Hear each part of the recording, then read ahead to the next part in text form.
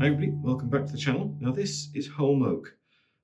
It's probably the most amazing grained wood that you're going to find in the UK. It does originally come from the Mediterranean basin, but there are specimens doing very, very well in the UK, and it was brought over here in about the 1500s. Now, I have turned Holm oak before, but I've always had pre-cut blanks. I've never had a beautiful piece like this. So given its absolutely incredible texture on the surface, we're going to treat this kindly and try and keep as many of the original features as possible. Now, I am going to be turning it with a bowl in the top here, and the piece will suit that, although I do have a lot more depth on this side than I have here. If I turn it over, you'll see that there's quite a big slant. So in order to get this on the lathe, because initially we've got to turn it that way to create a tenon on the bottom or a recess or something so we can hold it to hollow it out, I'm going to drill a flat area on here, but in order to try and get this more level, I'm going to put something underneath this side so the drill will go in squarer to the top as opposed to off center in that way. Hope that makes sense.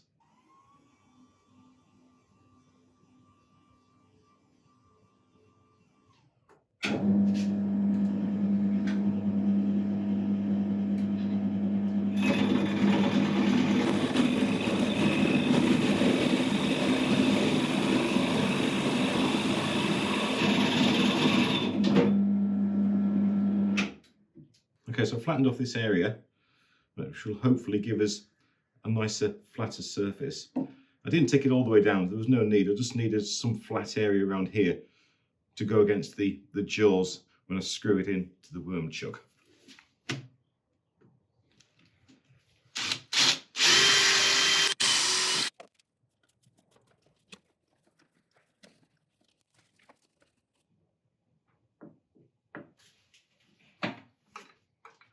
Okay, we're nice and safely on the lathe. This wood doesn't have any major defects or cracks that are going to give us any serious issues. The main thing we want to try and do with this piece is enhance this amazing grain that we've got on the surface. Now, I don't envisage there being too much turning in this one, so I'll try and let you watch more of the turning as opposed to speeding it up.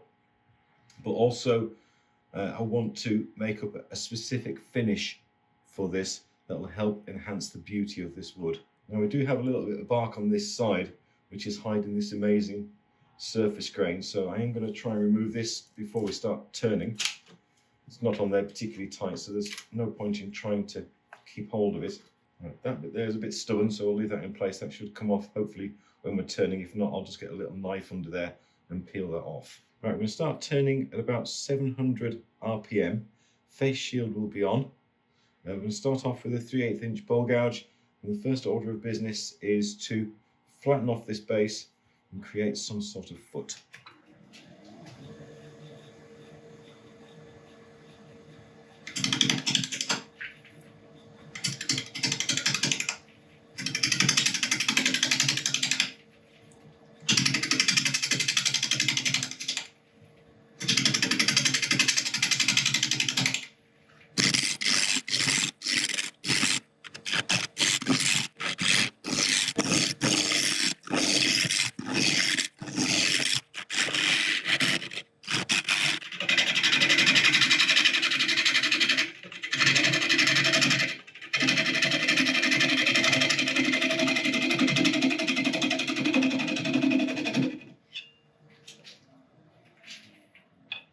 Okay, progress is slow, but we've started. We're still only turning this side of the base.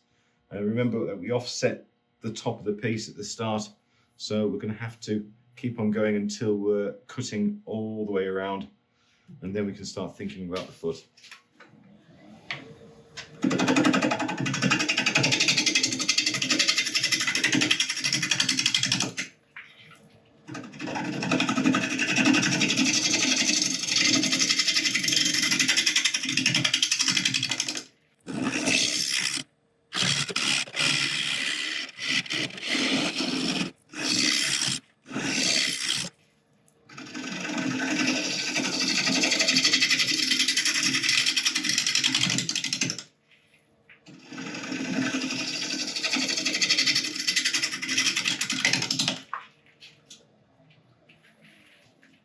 Okay, we're nearly there. We've just got this area to go. As it's going around it, I know it's going to be a blur, but you'll see a red blotch. So just watch for that going.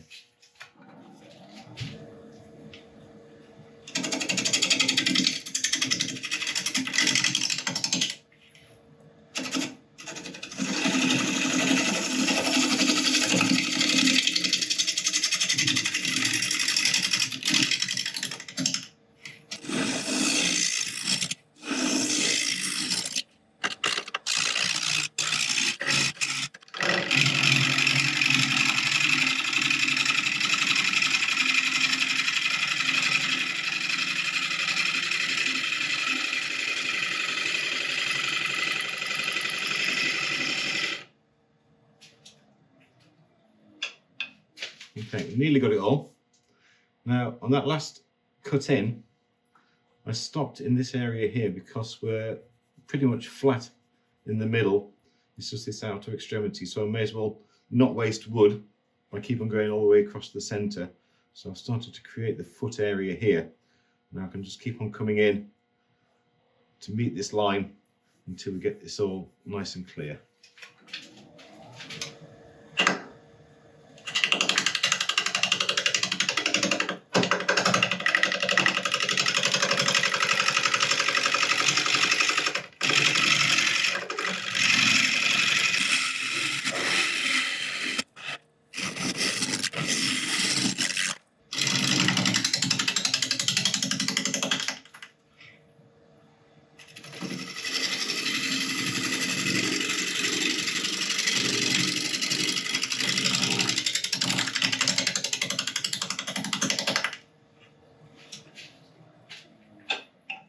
Okay, apart from that last little bit there, we've just about got it.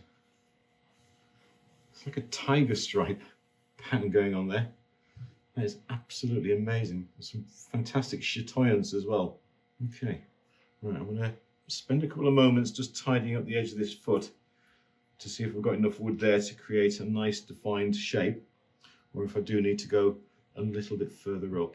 Now, because we want to try and keep some of this amazing grain pattern on the top from the surface of the wood, I don't want to make too much of a pronounced shape up the side of this. We've got a little bit of issues here with the wood clipping out, so to help get some even cuts on there, I may just feather these corners up a tad, but I won't if I can avoid it. That's a bit nasty in there. Right, I may have to just take those corners up a little bit just to even up this surface. Okay, right, I'll see what I can sort with this base, and then we'll play by ear on these bits.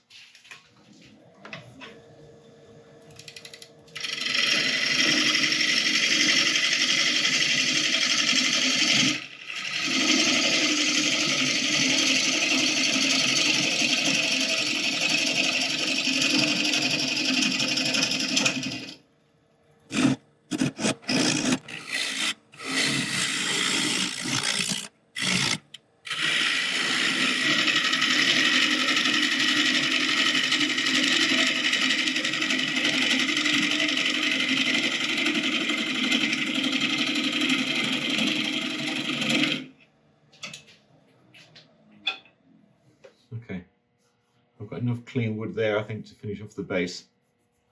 It's not going to be particularly thick, but I don't mind that at all. Right, I'm just going to quickly go and sharpen up again, because oak is a very hard wood. I want to try and keep these cuts as clean as possible to cut down the sanding at the end. Okay, I've sharpened up again, so I'm just going to try and put a gentle curve on these edges here. That's the bottom. Okay, it'll affect this corner more, but that's okay. This is where our main problems are. We've got this shake here, or this split here, and these bits of wood we're losing. So we'll get a gentle curve on here, but a more pronounced one across this corner.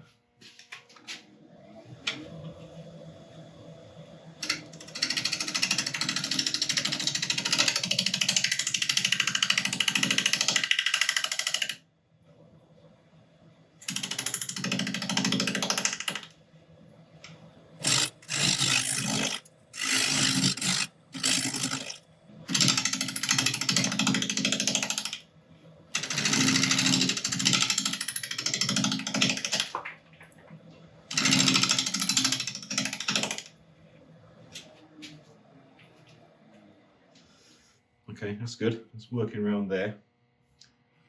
I've made that worse, unfortunately. So I think I'm going to come in with a few passes this way. Hopefully the cuts will be cleaner.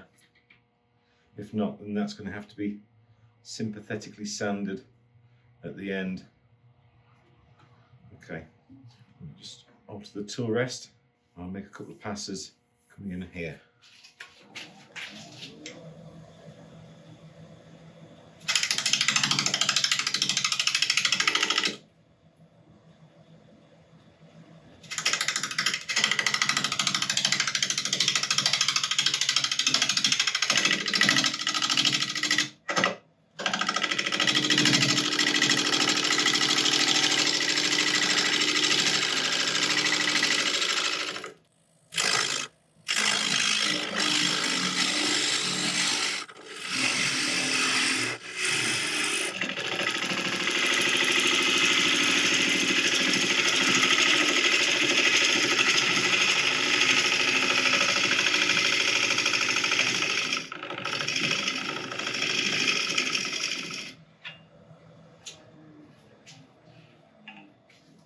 Right, that's definitely helped.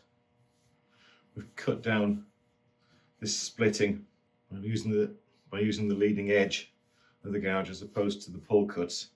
There's a nasty bit of tear out there. I think I'll just do a couple more passes and then we'll concentrate on the foot.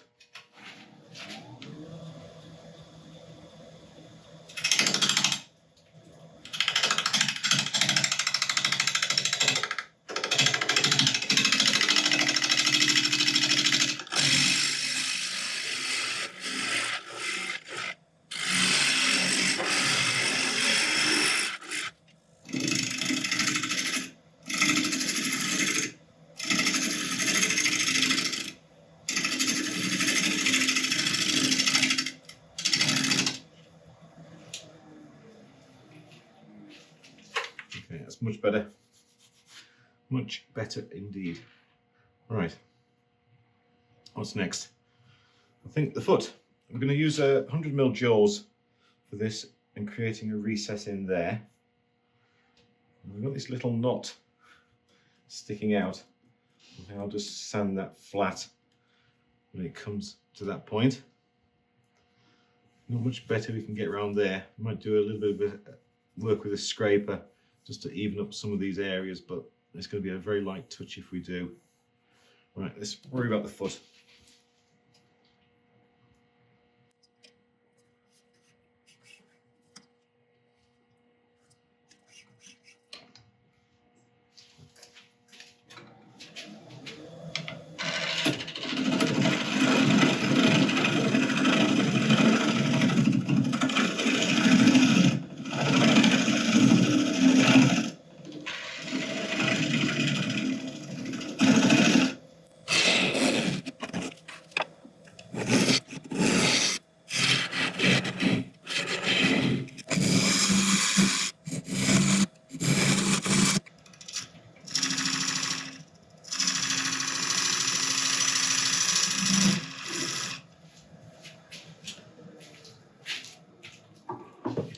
Okay, so that's the foot made. We've got a nice little dovetail in there so we can hold it safely when we turn it around. Now the question I'm asking myself is, do I come up here with a scraper just to take out a couple of the tool marks, or do I do it with sanding? I think I do try a scraper. There's a lot to sand there, and especially with oak. Right, let's go and quickly sharpen that up, and we'll do that bit.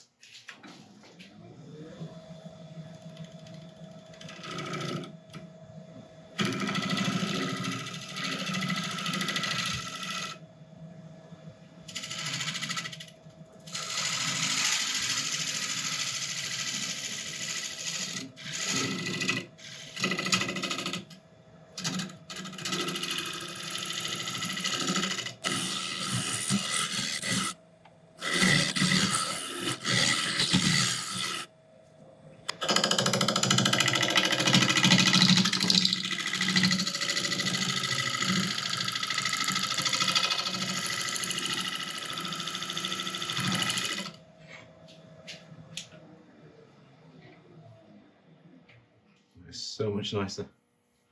That is wonderful.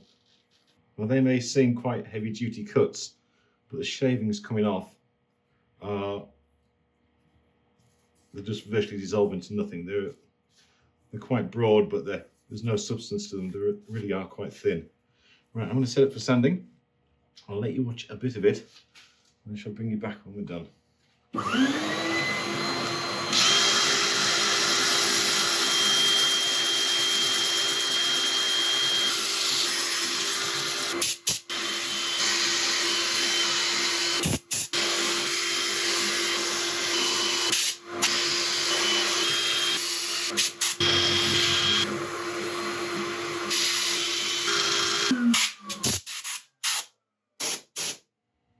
Okay, sanding went well.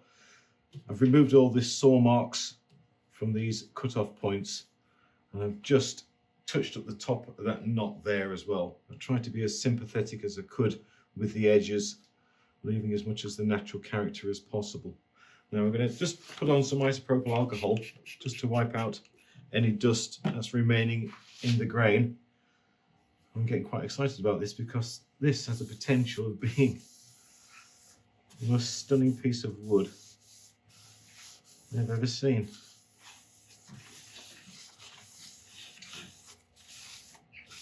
That is just unbelievable. Look at that.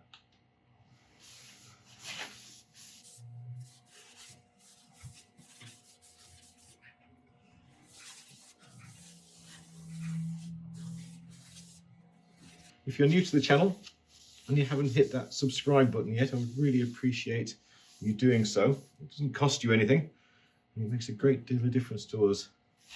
Right, I'm going to let this dry, and then we'll come back on with the sealer. Okay, that's had a chance to dry. I'm going to go on with the blonde shellac sealer, and that's all we're going to do for it for now until we've finished the other side, because as I mentioned earlier, we are going to be making up a special finish for this piece. Now, blonde shellac, you don't hear me mention it all that often. It's basically a normal shellac, but it has had the wax removed. And it just makes it a little bit lighter and a little bit more protective for the wood. The reason we're using a sealer, it'll help to even out the surface of the wood, ready for the final finish that we're going to put on. Don't worry, it's not going to be a colour. I've got a video coming out hopefully next week where I'll take you through all the different aspects of shellac. So if it's something you're interested in, then look out for that video.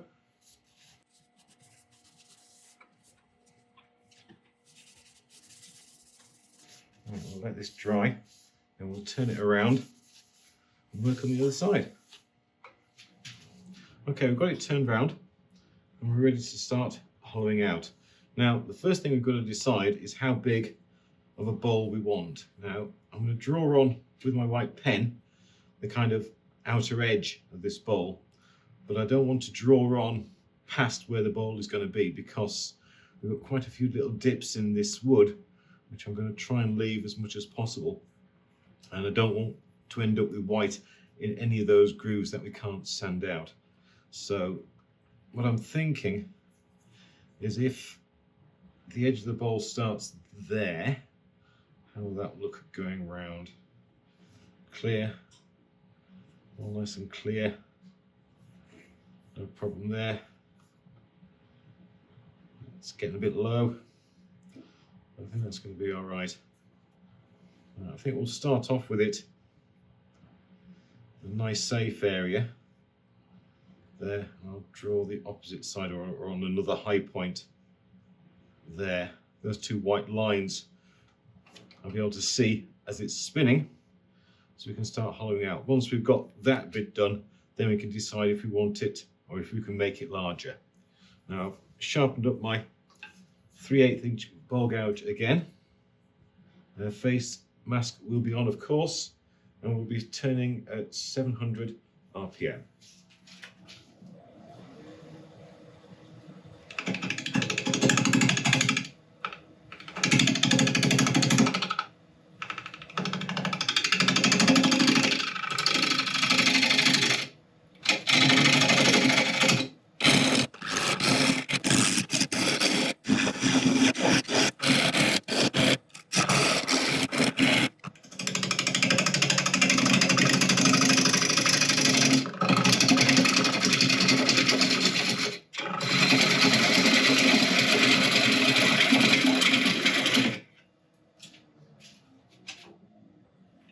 Okay, that's a good start.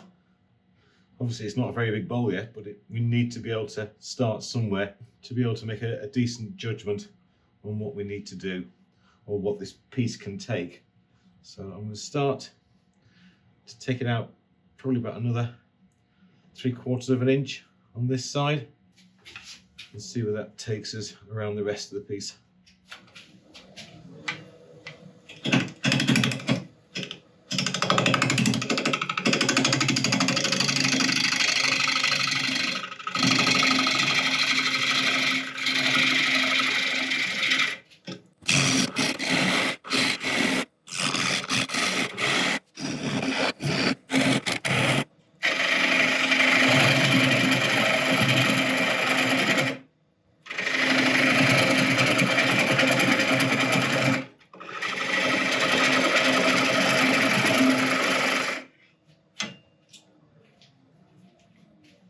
Okay, that's getting a lot more like it. I think another 1/2 inch still we can afford to go. That'll take us to about there. Maybe a little bit further. In the not too distant future, I'm going to have to take away my tailstock support because I need to be able to get the gouge further over this side in order to make some of these cuts. So I'll just widen this a little bit from there and then see how I feel, and then we'll take the tailstock away. We've got plenty of depth in here. We're not worried about going through the bottom quite yet, so it's going okay.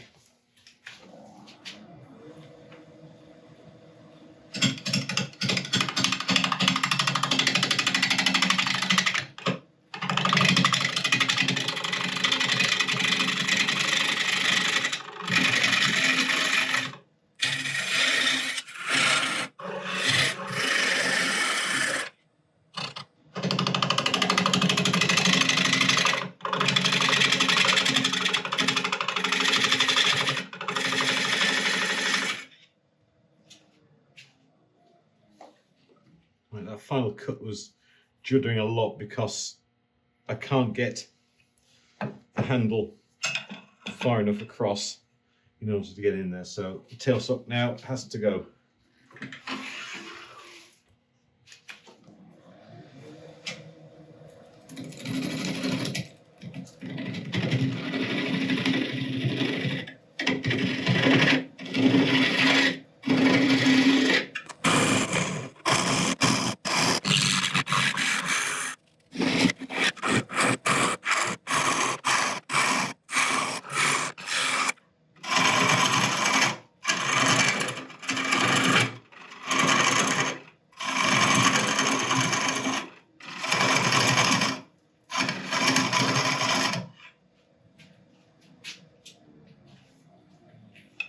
It's looking nice. I'm liking that. I think that's pretty much as wide as we really want to take it. Maybe a fraction more, but only on cleanup passes. Now I'm going to change over from this 3/8 inch gouge because it has a 60-degree grind on it, and we'll go to the 45 so it's easier to make these tighter curves and start cleaning up the base.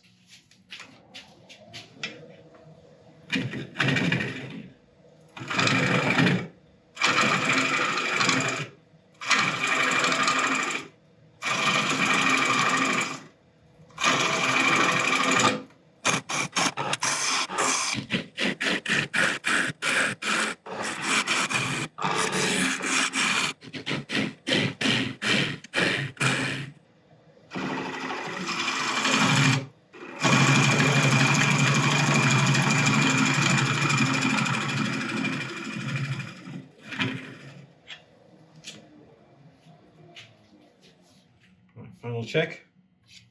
Yep, that'll do us nicely. Right, I'm just going to get my scraper and just clean up a couple of these tool marks on this edge. Because you're only cutting in these top areas about 30% of the time, it's very, very hard to get good clean cuts. So I'll just get a scraper in there, clean those up, and I think we're about ready for sanding.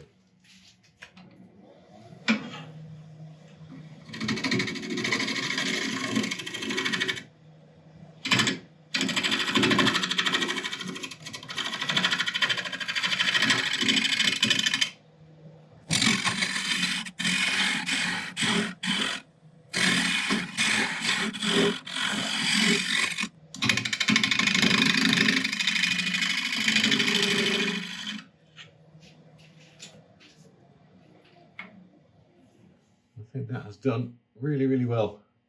Right, I'm going to set up for sanding. I'll let you watch a bit of it, but I shall bring you back when it's done. Just for reference, I'll be going over the bark with one of these flapping paddle things, and that'll help just to smooth any rough edges. I've got a couple of little spikes on there that we'll just need to knock the tops off, and that should leave a nice surface ready for the finish.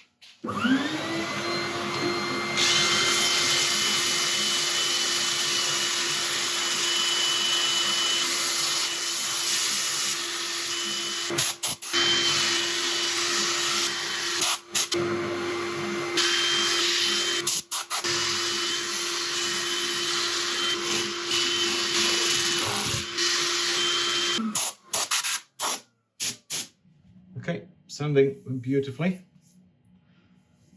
And the feeling of this texture on the outside is just awesome. So, right, anyway, a bit of isopropyl just to clear out the grain in the centre. There's not much point in trying to rub it onto this outside bit. It's looking so nice. I'll just let that dry. Okay, that's all nice and dry, so I'm just going to brush on the blonde shellac, using a brush this time so I can get in to all the surface areas apart from the bowl.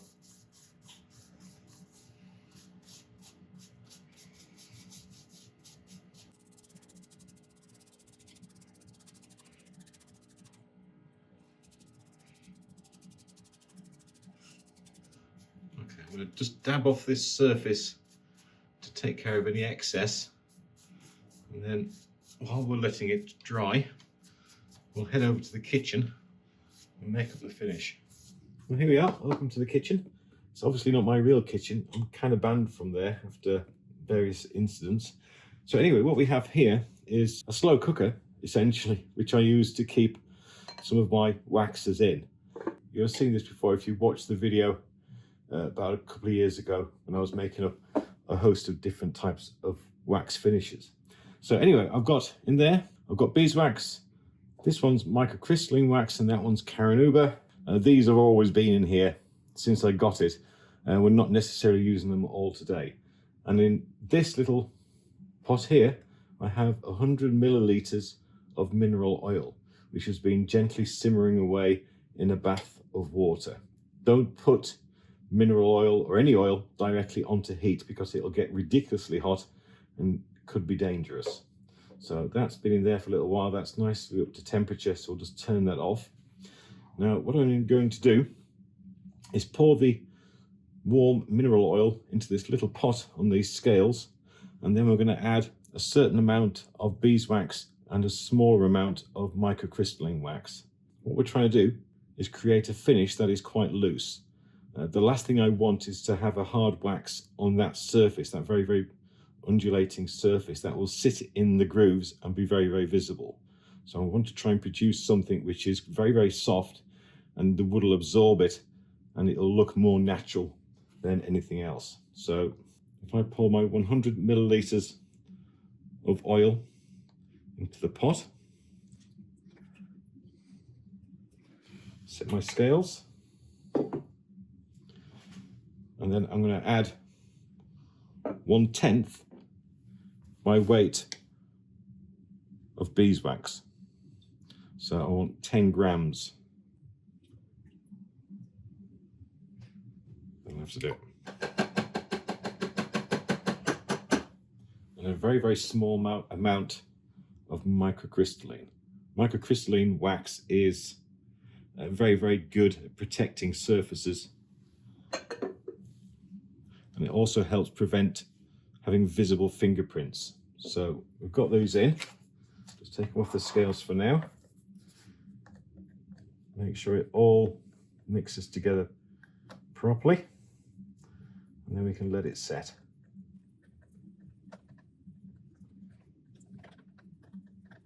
Okay, when this is set, I shall bring you back and we will apply it to our piece. Okay, it's the next day. Our wax finish seems to be just the right kind of consistency. I'm going to give this a good covering, including all of the bark as well. Well, not the bark, the surface of the wood. And then I'm going to buff it in with one of these wool pads attached to my drill. The bit inside I'll do while it's spinning. The rest of it I'll lock it off and do it manually. Now, it looks quite glossy on camera there, but it will dry more of a satin finish. I don't want this too glossy, otherwise it'll look artificial.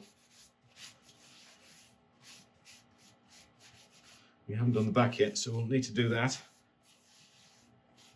Just make sure that's all covered.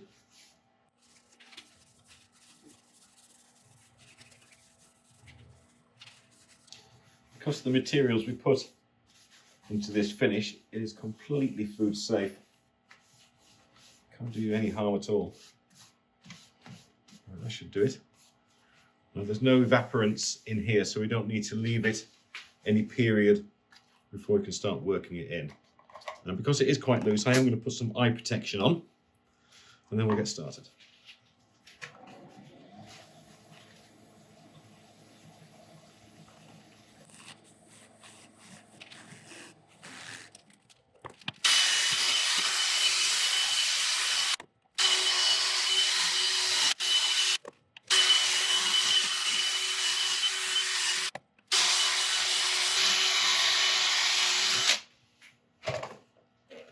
Okay, that's about that. Right, I shall take this off, spend a little time cleaning up, and then we'll take a final look at what we've done. Well, there we go. A natural edge Holm oak bowl. There's just, I can't put into words exactly how much I like this piece. It's everything I hoped for before I started. As I mentioned, this really is one of my favourite woods. It's just got so much going on in the grain. I mean, not just in the grain, but on the surface of the wood as well. I just wish you could actually hold this and touch this for yourselves. I mean, I am a very, very tactile person. The way something feels is as important to me as the way something looks. And this, for me, has it all. It's got weight, it's got balance, it's got such a phenomenal grain. I'll be putting some high-res photographs at the end and on Instagram and Facebook as well, so if you want to take another look, then please visit there. Anyway, that's it for now. I hope you've enjoyed it. If you have, I really appreciate a like and subscribe and the usual things, and if you leave a comment as well, then you are going to be entered into the giveaway the next time we do one. But apart from that, thank you very much indeed for watching, and I'll see you next time. Thank you.